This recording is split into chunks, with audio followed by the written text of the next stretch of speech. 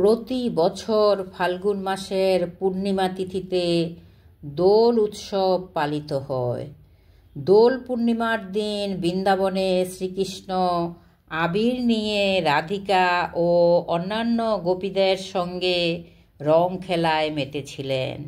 আবার শান্তিনিকেতনে রবীন্দ্রনাথ ঠাকুর বসন্ত উৎসব চালু করেছিলেন। তাই এই রঙিন উৎসবের দিকে তাকিয়ে থাকেন অনেকেই। ভগবান শ্রীকৃষ্ণ রাধার প্রতি অবিরাম ভালোবাসা প্রকাশ করেছিলেন এই দিনে।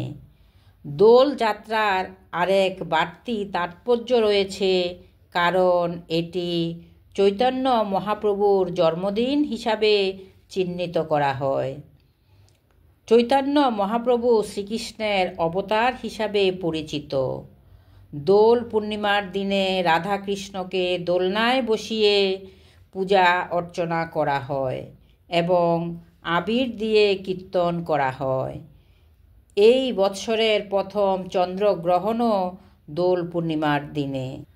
2025 সাল 13ই মার্চ 1431 বঙ্গাব্দ, 29শে ফাল্গুন, বৃহস্পতিবার সকাল 10টা 24 পূর্ণিমা শুরু হবে। শেষ হবে 2025 সাল 14ই মার্চ 1431 বঙ্গাব্দ, 30শে ফাল্গুন, শুক্রবার, দিবা 11টা 35। পূর্ণিমার নিশি পালন 28শে ফাল্গুন, 13ই মার্চ, বৃহস্পতিবার।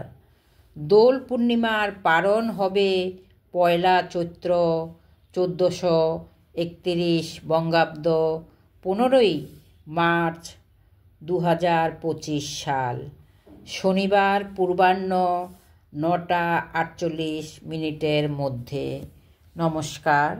জয় রাম, জয় গোবিন্দ।